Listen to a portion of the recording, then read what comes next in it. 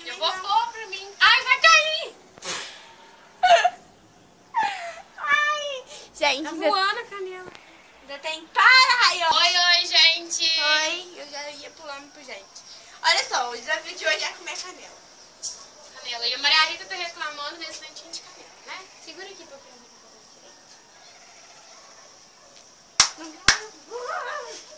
Então vai, Rayane. agora, esperar 3 anos pra Maria Rita poder acabar de prender o cabelo. Olha, tá descascando. Eu vou falar por que você tá assim, tá?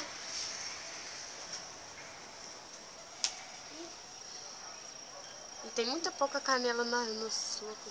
Olha, vou mostrar as colheres. Canela. 1, 2, 3. Vou vomitar. Não. Gente, a Maria Rita, ela não gosta de canela. E eu acabei de ver ela soprando a canela pra poder voar e ficar Olha como eu tô comendo tremendo, assim. olha como eu tô tremendo. Gente, eu vou ter que dançar na rua e o menininho quer E dançar. se ela perder, ela vai ter que dançar na rua. Se ela ficar menos tempo que eu com canela na boca, ela vai ter que dançar na rua. E ali naquelas 2 árvores tá o garoto que ela gosta. E ela vai... Ai, eu não consigo. Então, 1, 2, 3 e...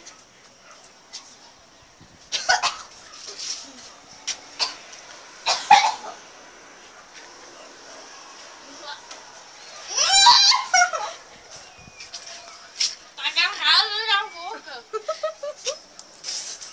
Eca, não dá. Ah, logo, o homem é Ai, ruim. credo. Tá agarrado aqui. Ai, corre!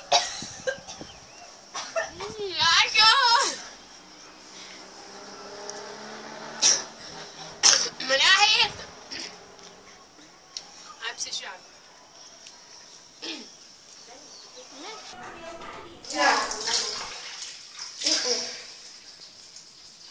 Como todo mundo viu que, né? Maria Rita perdeu. Na verdade, Ela tá indo dançar lá na rua. Vambora?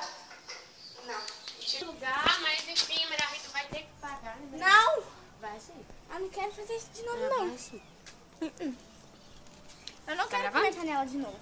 Mudamos de lugar e você não vai comer canela de novo. Você vai dançar lá embaixo, onde que o Natan tá. Então vamos lá pra baixo, gente, ver o que vai acontecer agora.